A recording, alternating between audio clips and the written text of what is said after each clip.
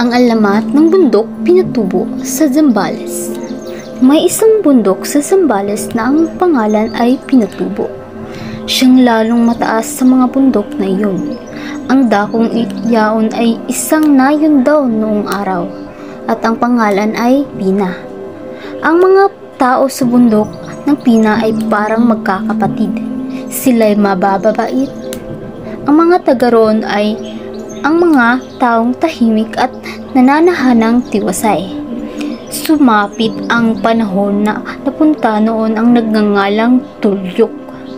Ang tikas si Tulyok ay mandirigma at isang araw ay tinipon niya ang lahat ng kanyang kampon upang salakayin ang kalapit na yun. Sinunod siya ng kanyang mga kampon at mula noon ay sinimulan nila ang pananalakay.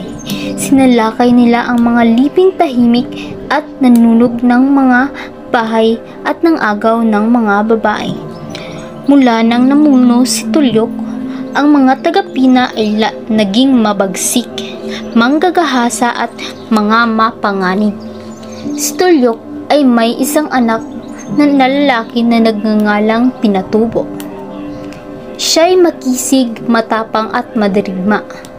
Dinayo niya isang araw ang isang liping pinamunuan ni Panday upang sakalakayin. Nang sumapit sila sa dakong malapit na puok ni Panday ay may nakasalubong siyang isang dalaga. Sinabi ni Pinatubo sa kanyang mga kampon na magpatuloy sila sa paglalakad at siya'y susunod na lamang.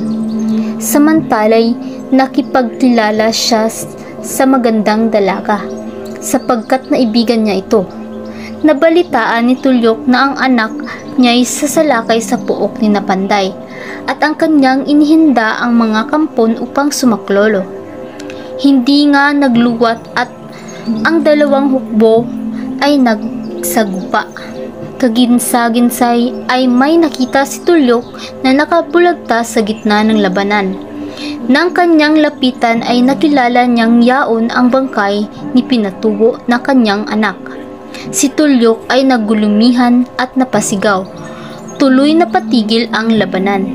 Sa gayon ang dalawang liping yaon na namagkalaban ay kapwa nag-isip na mabuti pa sila'y magkasundo at magkaibigan kaysa maglaban at magpatayan.